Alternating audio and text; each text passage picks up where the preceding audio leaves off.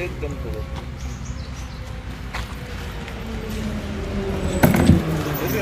कोई दिले हिंदी में मुसलमान बहुत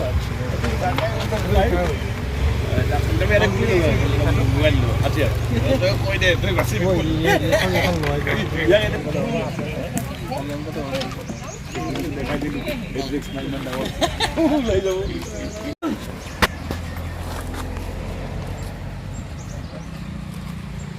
Imam. Lain.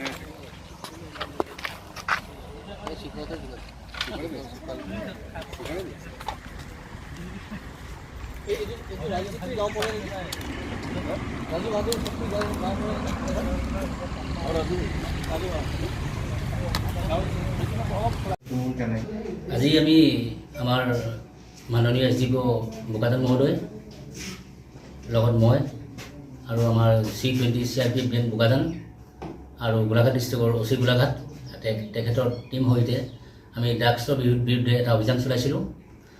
অভিযান কালত প্ৰায় আবেলি 3:30 বজাত এখন 15-12 ট্ৰাক আমি আমাৰ খাগৰাজান নাকাছিঙি পইণ্টত আমি ৰাখিবলৈ সক্ষম হওঁ।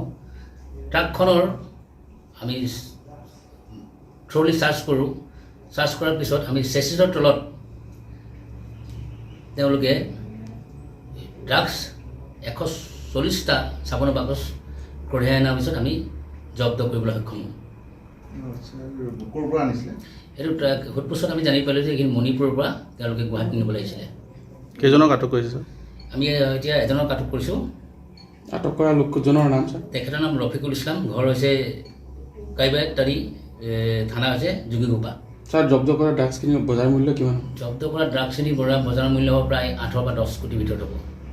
পূৰ্বতেও জড়িত আছে নেকি ড্ৰাগছৰ প্ৰভাৱ ক্ষেত্ৰত? এইটো আমি এতিয়া সোধপোছ কৰি আছোঁ। সোধপোছৰ অন্তত আপোনালোকক জনাব পাৰিম।